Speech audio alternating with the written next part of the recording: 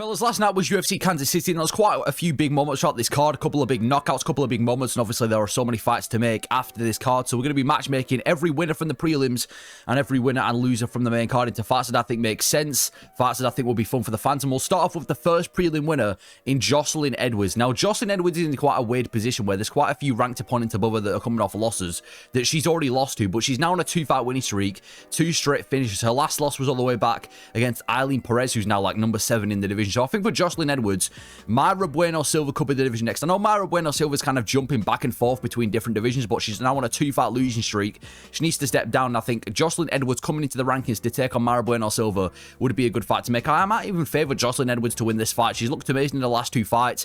Mayra Bueno Silva looks awful. I still can't believe she actually fought for the bantamweight belt back in 2020, what was it, 4? Right at the beginning of 2024, so I'd do this fight. Jocelyn Edwards gives her a big step up in competition, gives her a chance to get in the top 10 against Mayra Bueno Silva. And if she can beat Mayra Bueno Silva, she's now in the top 10. Obviously, for Mayra Bueno Silva, it is a bit of a step down in competition. You're not fighting for a belt. You're not fighting a title challenger. You're fighting an unranked fighter coming into the rankings. So I think it makes sense for both of them.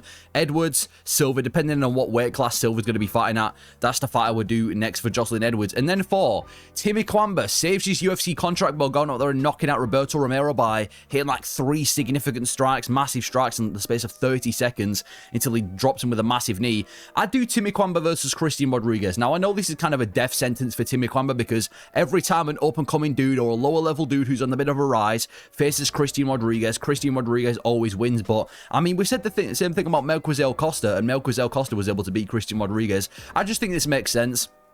I would definitely favor Christian Rodriguez to win this fight. He's a top 20 dude in the featherweight division. Very good at, stopping these prospects. He's stopped quite a few guys like Raul Rosas Jr., Cameron Sam, and a couple other guys as well. So I'd do C-Rod versus Kwamba. I think it would be quite a good fight as well because Timmy Kwamba looked actually kind of good with his snappy kickboxing in that fight. And obviously Christian Rodriguez, very well-rounded dude, known for his good pressure boxing approach. I think this would be quite a good scrap. I'd definitely favor Christian Rodriguez to win, but it isn't like Timmy Kwamba's this big prospect, is he? I mean, the guy's, what, 1-3 in the UFC, so I think it makes sense. If Timmy Kwamba can beat C-Rod, that's a big win, to be fair, and he's definitely earned his stay in the UFC. And if Christian Rodriguez can beat Timmy Kwamba, he's back on the winning streak against a guy coming off a win. I just think that fight makes sense. And then for Jacqueline Amorim, 4 straight finishes now in the women's strawweight division. I think a fight that makes a lot of sense next would be the loser of Jillian Robertson and Marina Rodriguez. Now, they're going to be fighting each other next week at UFC. I forgot which card it's on, but it's the Sandhagen Figgy card. They're going to be fighting each other next week, and I think the loser of that fight should definitely face Jacqueline Amorim. Amorim, I mean, you're on a 4-fight finishing streak in the women's strawweight division, and you're not even ranked. That's criminal. She needs to get a spot in the rankings, and I feel like this fight makes a lot of sense. Jillian Robertson is probably the only woman in this division, apart from like title challengers, who's a better grappler than Jacqueline Amorim. They're both very high-level grapplers. I think if Robertson loses to Rodriguez, Robertson versus Amorim would be such a fun fight from a grappling perspective. You've got this BJJ legend, Jillian Robertson, that's known for dominating people with the grappling. And if Marina Rodriguez loses to Jillian Robertson, that's a 3-fight losing streak. Let Amorim into the rankings, and I'd probably favor Amorim to beat both of these women. I know her and Robertson's fairly 50-50, but I think it makes sense. It's a step down for Rodriguez and Robertson, letting somebody else in the rankings, and Jacqueline Amorim definitely deserves to be in the rankings. She just destroyed Poliana Viana, 4 straight finishes in the UFC since losing to Sam Hughes. Get her a spot in the rankings, and it kind of makes sense because this fight is only taking place next week, so they've only had a week next to each other, so they can get rescheduled easily at some point in the summer without having to wait for each other. Amorim against the loser of Rodriguez and Robertson. That's the fight I would do. And then for Malcolm Wellmaker, one of the best UFC debuts this year. A ton of hype around him. Charisma, personality, goes out there and just sleeps Cameron Sam and sends him flying halfway across the octagon, just like it was Rob Font versus Adrian Yanez. I think for Malcolm Wellmaker, I'm not going to give him an easy first fight in the UFC, but I'm going to give him quite a winnable fight for his UFC debut. It's going to be Javid Bashrat. Now, Javid Bashrat was once a really big prospect as well in the bantamweight division. Obviously, his brothers was Farid Bashrat, and he was on quite a bit of a rise, and then he started taking a couple of losses. He had that loss to Ayman Zahabe, and then he just recently got brutally knocked out by Ricky Simon. Like, he just got absolutely slept by Ricky Simon. So even though he's definitely got striking ability, he's definitely like, a top 25 dude in this bantamweight division. He's now coming off 2 losses. losses, where he's been outclassed when he's faced a good striker, and he's just been put to sleep brutally. So it's now at a stage where it's quite a winnable fight for Malcolm Wellmaker, this dude who's a good prospect in the bantamweight division. And imagine your second fight in the UFC can go out there and beat Javid Basharat. I know he's not in the best career state right now, is Javid Basharat, but if Malcolm Wellmaker can go out there and have that performance and maybe even finish Javid Basharat, and he's known for finishes too, that's a huge win for Malcolm Wellmaker. We're talking about maybe 2 more fights until he hits the top 15 bantamweight ranking. So I think Javid Basharat makes sense. This would be such a fun fight from a striking perspective. 1 current striking prospect and 1 former striking prospect. 1 guy coming off a bunch of knockout wins. 1 guy who's just been brutally knocked out cold. Wellmaker, Basharat, have it for maybe September, or you could for UFC Atlanta, which, if that's the case, we're probably not going to see this fight because Javid Basharat's definitely not making Atlanta after he just got slept by Samoan. But Malcolm Wellmaker, Javid Basharat, I think it makes sense. Builds the name of Malcolm Wellmaker, but it's still quite a tough test. And then for Damon Blackshear. Now, if he'd have gone out there and absolutely destroyed Alatang Heli, I might have been talking about somebody in the top 15, but he is now on a 3-fight winning streak. Made it look quite competitive with Alatang Heli, so there's a fight that I think makes a lot of sense next for Damon Blackshear. And it's Said Nurmagomedov. I never knew how badly I wanted this fight until I just made this fight now. This would be such a good fight. To have like a fight night in a crowded arena on like the main card, Damon Blackshear versus Said Nurmagomedov would be similar because they're both very similar fighters. They've both got a very good striking base. Damon Blackshear just showed it in that fight with Alatang Heli. Loves kicking to the body. Definitely improved his striking. And then obviously Said Nurmagomedov, he's known for having really crafty kickboxing too. Nearly every single one of his fights he likes to style with his kickboxing. And they've both got very good grappling. Their submission game is amazing too. Damon Blackshear is predominantly a grappler. He likes to take the fight to the mat and dominate. But Said Nurmagomedov's known for having really good jiu-jitsu and submissions too. Known for that signature guillotine as well. So Damon Blackshear versus Said Nurmagomedov. 2 very, very similar fighters.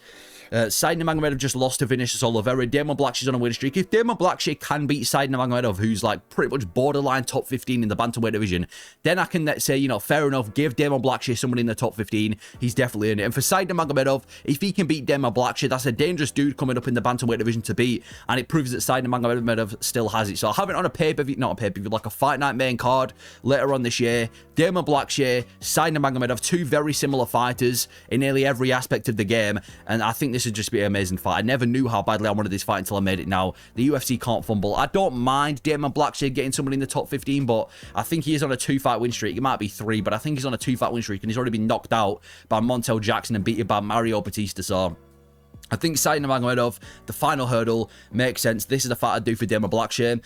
And then for Chris Gutierrez, I mean, you got a win over John Castaneda. Is what it is. If he's going to be staying at this division, I think Joanderson Brito is a fight that I'd like to see Chris Gutierrez in next. Now, with this fight was at featherweight. I don't know if that's because it was being kind of rescheduled on short notice because they were supposed to fight on 313. But if he is going to stay at featherweight, I'd like to see Joanderson Brito against Chris Gutierrez. This would be a really good fight because Brito was once a massive prospect in the featherweight division and then kind of fell off. Lost a very close fight to William Gomez and then just got his ass beat by Pat Sabatini recently. And Chris Gutierrez, obviously former ranked dude, bit of a win-loss fighter these days. I think this would be quite a fun striking matchup. Joanderson Brito might be one of the most explosive fighters in the featherweight division. Just throws 100% in everything he throws. Amazing leg kicks. And Chris Gutierrez is kind of the opposite. Very, very high output, but he doesn't throw with vicious intent. He doesn't throw to knock you out. He throws to go to a decision. So I'm interested to see how we would deal with Joanderson Brito, such a crazy high-paced dude in the featherweight division. And I would favour Brito to win this fight. I think he beats Chris Gutierrez, and then we can start seeing Brito back in the winning streak. But if Chris Gutierrez can beat Joanderson Brito, that's like, what, 1 or 2 more wins, and then he's talking about somebody in the top 15 of the featherweight division. So, Gutierrez, Brito, I don't care what card you have it on, I just think this makes sense for both of them next. Gutierrez coming off a bit of a couple of wins, Brito coming off a couple of losses. Both different fighters, but I think they match up quite well. Brito, Gutierrez, let's get the fight done. And then for Evan Elder, beats Gage Young in his UFC debut. He is what it is. I'd do him versus Guram Kutadladze next. Now, if you'd have told me about this fight about a year ago from now, I'd have said this was a mismatch. Guram Kutadladze would have fucking killed him. But Guram Kutadladze just cannot seem to perform every single time he fights. He just recently fought at UFC London. This dude had Hamzat Shumayev, Alexandre Topuria, and Ilya Topuria in his corner. And he still got his ass beat by, I forgot who he got his ass beat by, but he got his ass beat by like a lower level dude in the lightweight division. This isn't a good look for Guram Kudalade. We don't know what stages of his career he's going to be at. I don't even know if he's going to be fighting at 155, but if he is, I think Evan Elder makes sense. It's another lower level dude who's coming off a win, 1 and 2 in the UFC. This is as low level as it gets for Guram Kudalade. If you can't beat Evan Elder, I don't care how many good people you've got in your corner, you're getting cut from the UFC. It's as simple as that. And it's a big win for Evan Elder. I know Guram's not in the best career space, but he's still a well-known dude and was once a big prospect at 155. So if Evan Elder can go out there and beat Guram Kudalade, that's a good 2-fight winning streak you've put together, and obviously a decent name. So I think this would be quite a good striking matchup. I would favour Guram to win this fight, but you can't really ever bet against Guram after his last couple of performances. So Evan Elder, Guram Kudalade, let's get this fight done. And then for Matt Schnell, comes back to the UFC after retirement and has a really fun fight against Jimmy Flick. Bunch of grappling reversals, and he's now back in the winning column. I think Matt Schnell versus Alessandro Costa makes sense. He's in a tough spot, is Matt Schnell, because he has lost to a lot of guys in this division. A lot of guys around that top 15 to unranked area of the flyweight division he's already lost to. And everyone coming off a win doesn't really make sense to fight down against Matt Schnell. But I'd do him against Alessandro Costa. I think Alessandro Costa's coming off a win, but he did lose as well in his last couple of fights. So I just think this makes sense. Costa, Schnell, winner, get them somebody in the top 15. There's not a bunch of thought behind this matchup. It's like the only really available option right now in the flyweight division. So Schnell and Costa, I'd do this fight. I'd probably favour Costa to win. Is what it is. Not much talk about this fight. Anyway, then we had the first loser of the main card, Andre Muniz. At this point, I won't mind seeing Andre Muniz hang the gloves up. Now, it's not like he's completely washed and he's got nothing left to offer. I still think he could probably pick up a win or two in the UFC, but he's now on a 3-fight losing streak. No, he isn't. He's lost 3 of his last 4 fights. He beat Jung Young Park last year, just got knocked out by Ikram Aliskerov, submitted by Brendan Allen, and finished by Paul Craig. This isn't really a good look for Andre Muniz. There's probably still a lower level fighter that could go out there and beat, but he's getting up there in age. He just took a year off, got knocked out by Ikram Aliskerov. He's probably going to be out for another 6 months anyway, so I don't really have much interest in seeing Muniz fight again.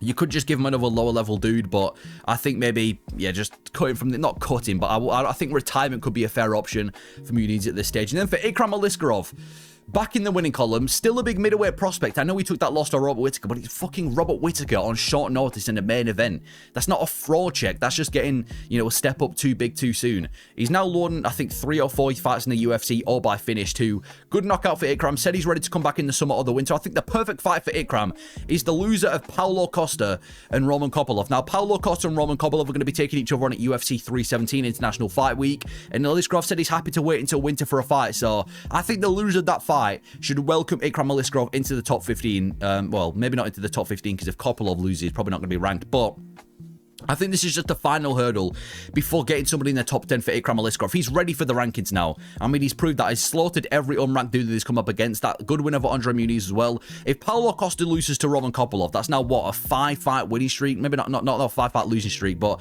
I think that's what, he's lost 5 of his last 6 fights now. He's going to have to fight outside the rankings, and Ikram Aliskerov, a guy who's been scheduled to fight before, a dangerous middleweight prospect, is the perfect guy to build the name off of Paulo Costa to get into the top 15 of the middleweight division. And if Kopylov loses to Paulo Costa, he's lost to Costa, borderline top 15. Him and Ikram Aliskerov would be a really fun fight in the feet, and it also tests the grappling of Roman Kopylov if the fight does go back to the ground, which I'm sure Ikram Aliskerov will do. So I think either way, there's 2 very, very fun fights for Ikram Aliskerov. 2, step up in competitions, 2 fights that can potentially get Ikram Aliskerov into the top 15 of the middleweight division, because I think he's deserved it now. No need to fight these unranked dudes, because every unranked dude he faces, he slaughters. So Ikram Aliskerov, loser of Costa and Kopylov, do it later on this year. I think October in Abu Dhabi would be the perfect time to make it, considering that 317's in June. So Abu Dhabi, Ikram Aliskerov versus Costa or Kopylov. Let's get that fight done. And then Nicholas Dalby got his ass beat by Randy Brown. He's probably going to be out for quite some time now, because he got his nose snapped. He was injured all over the place, and then he got put to sleep brutally.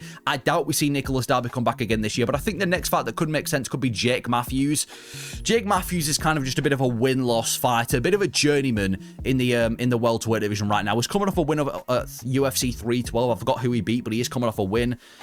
So he's back in the winning column, and I think Nicholas Dalby's a bit of a step up in competition for Jake Matthews, and it's a fairly favourable matchup for Nicholas Dalby. There's not much danger with Jake Matthews. Like, he's got the skill, he's got grappling, he's got kickboxing. He's not a bad fighter, but he's not dangerous either. He's not ever going to be in the top 15 of the welterweight division. It's just a fairly it's a winnable fight for Nicholas Dalby to come back to. A guy that's coming off a win. A chance for Jake Matthews to go on a bit of a winning streak and start progressing close to the rankings of the top 15. So I'd do Dalby versus Matthews probably early next year, late this year, maybe November, December this year, depending on how quick Nicholas Dalby can recover.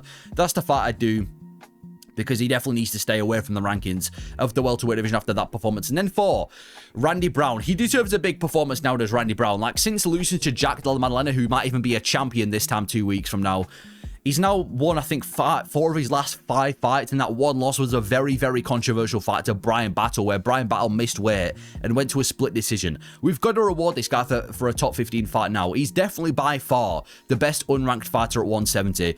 I want to see Randy Brown against none other than Carlos Prates. I think this fight makes sense. Randy Brown called out Carlos Prates in the Octagon interview. Whether he wins or he loses, he wants that fight. And now that Carlos Prates just, I'm not going to say fraud checked, but kind of just got his ass beat for 4 rounds by Ian Garry. He's definitely going to have to fight outside the rankings now. Your best wins Neo Magny, fight outside the rankings against Randy Brown, and this would be such a fun fight as well. On paper, I know Anthony Smith just retired, but on paper, Brown versus Prates, such a good fight. You've got Randy Brown, this tall, rangy kickboxer who's very snappy, high output with pop in his hands, against Carlos Prates, this fighting nerd prodigy who's known for KO ability, nearly finished Ian Garry. This would be such a fun fight, even if it's just a 3-rounder to kick off a pay-per-view main card. This is such a good fight for the welterweight division. If Randy Brown can beat Carlos Prates, he's now in the top 15 of the welterweight division, making a bit of a title run. And for Carlos Prates, if he can beat Randy Brown, that's impressive for Prates. I'd say this is a better win than the Neo Magny win. If you could beat Randy Brown, that's better than beating Neo Magny in my eyes. And then that gets Prates back in the winning column, prove that he's still ranked worthy, and then he can go and fight somebody in the top 10 again. So Brown versus Prates sometime in the summer this year. That would be a really fun fight on the feet. I'd probably lean towards Prates winning this fight because he has more vicious intent, but you can never count out Randy Brown. So many reasons why this fight should be next. I want to see this fight next. Anyway, then we've got Michel Pereira. This guy is just looked so off recently. I want prelim Michel Pereira back. The one that was backflipping and knocking out cans in the first round and then emoting on their lifeless body. Not the Michel Pereira that gets close to the rankings and then looks awful in every single performance. I want to see Michel Pereira next against Dustin Stoltzfus, and this is kind of proving the stage that Michel Pereira is at. I still can't believe I picked Michel Pereira to beat Anthony Hernandez, but Dustin Stoltzfus is a very dangerous guy. I think he's got like a 90 or 80% finishing rate on his record. If he wins, it's going to be by finish. If he loses, it's going to be by finish. Very, very KO heavy approach from Dustin Stoltzfus, but he is on the lower end of the middleweight division, which is why I've put him in there against Michel Pereira.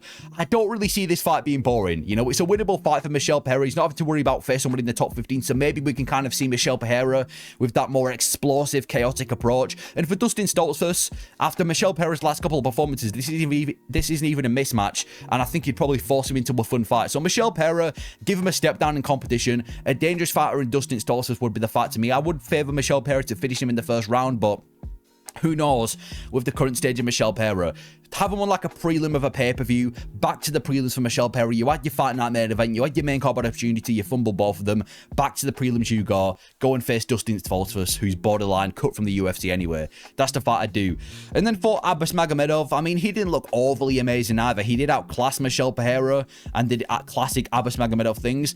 I'd do Abbas Magomedov versus Marvin Vettori. Might seem like a bit of a step up in competition, but Marvin Vettori's been losing the vast majority of his recent fights, and he's just not very good as Vettori. Like, he's the perfect kind of resemblance of what it meant to be a top middleweight back in 2019, 2020, where every middleweight was shit. Now that middleweights are improving, Marvin Vettori just cannot keep up, and he's now lost his most recent fight. So I would give Marvin Vettori a step outside the rankings, and I'd welcome Abbas Magomedov into the rankings. He's on, I think, a 3-fight win streak now with Abbas Magomedov, and his only losses are to Caio Brallo and Sean Strickland in the UFC, 2 guys who are in the top 5 of the division anyway. So I think this makes sense. I'd probably favour Abbas Magomedov to win this. In fact, I don't know if I'd favour Magomedov because Vettori's definitely got a better pace. I think Vettori probably would win this fight against Abbas Magomedov.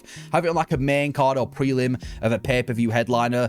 Marvin Vettori could outclap Abbas Magomedov, get back in the winning column, grow his confidence. And for Abbas Magomedov, if he can beat Marvin Vettori, he's now going to be in the top 15 of the middleweight division, which is exactly what he wants. So Magomedov versus Vettori later this year. Step up for Magomedov, step down for Vettori. I think it makes sense. And I also don't mind if you do Vettori versus Brendan Allen, because I know there's a bit of a rivalry there. But either way, Magomedov, Vettori, get the fight done. And then for Giga Chikadze, This guy just doesn't improve. Every single time Giga Chikadze fights, he never improves. So I want to see Giga Chikadze against Hyder Emil. Yeah, Hyder Emil is kind of going under the radar in the featherweight division right now. He's been winning fights on such a consistent basis. Just fought William Gomez in an Apex card and had a really good fight against William Gomez. He's a really fun fighter as Hyder Emil. He goes out there and scraps every single time, swings for the fences, goes for the kill every single time, has a really good pressure boxing style, and he's also super durable. He's a fun fighter in the featherweight division. I want to see him get showcased against Giga Chikadze. This would be a pure kickboxing match. I don't see this fight getting taken to the ground. If anyone's going to take it to the ground, it's going to be Hyder Emil. But I think there should be a scrap on the feet. We just saw Hyder Emil against a very good kickboxer in William Gomez. Roughed him up. I'm interested to see if he can do the same against Giga Chikadze. And if he can beat Giga Chikadze, we're going to be talking about Hyder Emil fighting somebody maybe in the top 15, top 10 of the featherweight division. And if Giga Chikadze can beat Hyder Emil, he's shut down an uppercut in the featherweight division. He's back on the winning column, which is exactly what he wanted. So Chikadze, Hyder Emil, I'd do this fight. I think it'd be a really fun striking matchup. Have it on whatever card. I don't care what card you have it on. Just make the fight. Emil, Chikadze, get the fight done. And then for David Onama, good win for David Onama. Again, wasn't the most interesting fight, but managed to use his game plan to beat Giga Chikadze. He's now coming off a win, and he's now in the deep end of the featherweight division. I think Giga Chikadze was ranked number 12 in the division, so David Onama is now going to be number 12 in the featherweight division. So he's going to have to fight somebody in the top 10. And I think the only really available fight right now in the top 10 is none other than Mr. Josh Emmett, who just lost a fight in that main event to Lerone Murphy. Yeah, I'd do David Onama versus Josh Emmett. I think for maybe like a 3-round co-main event for an Apex card could make a lot of sense. David Onama versus Josh Emmett. This would be an interesting fight because I don't think David Onama is as skilled as Lerone Murphy. I don't think he's as well-rounded. I don't think he's as technical. So I don't just see him outclassing Josh Emmett. But he has got good fight IQ as David Onama. And he does kind of find a way to win every single time. And you've got Josh Emmett, who's still he's a bit of a power merchant, I'm going to be honest, but he's one of the hardest hitting dudes in the featherweight division, probably the hardest hitting dude, so we can put someone's lights out at any time. Josh Emmett, David Onama, step down for Josh Emmett, step up for David Onama, co-main event for an Apex card, I think makes a lot of sense to potentially get David Onama in the top 10 or to get Josh Emmett back in the winning column so we can fight somebody else in the top 10 of the featherweight division. And then for Anthony Smith, obviously retired there and then. Isn't really much without saying. I'm glad he's retired. Do not come out of retirement. Your performance has been looking awful recently. And then for Mingyang Zhang, I would do Mingyang Zhang versus Volkan Oezdemir. Yeah, I think for Mingyang Zhang, it's a pretty clear path to the title. Beat somebody in the top 15. You've just done that against Anthony Smith. Then beat someone in the top 10. Then beat someone in the top 5. Then go fight for the belt. He's now crossed off the top 15. Now it's time to fight somebody in the top 10. And Volkan Oezdemir is that fella. Volkan Oezdemir has been around the light heavyweight division for a lot of time. You know, he's an experienced guy. Fought for the belt before against DC. And he's also quite a dangerous dude. Has a lot of pop in his hands, but he's a bit of a basic striker. Not the most unique, crafty dude in this division. So I think he's a very winnable fight for Mingyang Zhang against another dangerous opponent where you can almost guarantee 100% that there's going to be a finish, probably early on. And I would favor Mingyang Zhang to win this fight. It looks to be a lot more crafty. Looks to, I'd say, be a lot more dangerous than Volkan Oezdemir. So if he can go there and beat Volkan Oezdemir, he's now continuing that winning streak. He's now going to be in the top 10. And we're talking about a title eliminator next for Mingyang Zhang. So get him against Volkan Oezdemir, who just lost to Carlos Ulberg, but before that slept Johnny Walker. Don't see this one going the distance. Great fight. Gets Mingyang Zhang in the top 10. Have it on a pay-per-view main card. I'm not bothered. Get the fight done. And then for Ian Gary, obviously Carlos Prates, we already matched him against Randy Brown. I think for Ian Gary, he's going to start calling for a title shot. There's too many welterweight contenders to get a title shot. So I'd do Ian Gary against the loser of Bilal Muhammad and Jack Della Maddalena. Now, Bilal Muhammad and Jack Della Maddalena are going to be fighting for the belt next week. No, not next week. 2 weeks ago from now.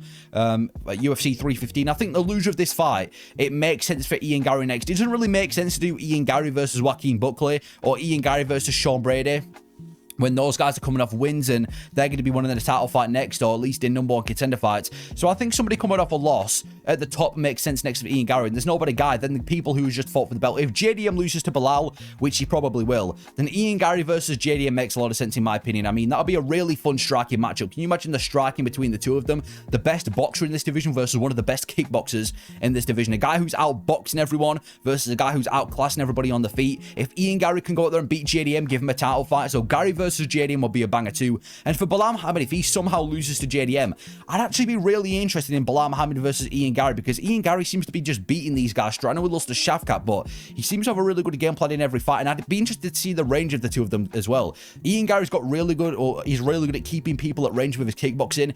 Bilal Muhammad's really good at closing the distance to initiate the wrestling. I'd be really interested to see how they'd face off against each other with Ian Gary and Bilal Muhammad. So I think whoever loses that title fight against Bilal Muhammad and JDM is the final fight that Ian Gary needs to take and beat in order to get a title fight. And I think it's winnable. Listen, if JDM loses to Bilal, I'm not sure I'd pick JDM to beat Ian Gary. So Ian Gary, loser of Bilal Muhammad and JDM, would be the next fight for him. But those are the fights I'd make after UFC Kansas City. Let me know your thoughts on these fights. If you agree with them, disagree, let me know your thoughts. Thank you for watching.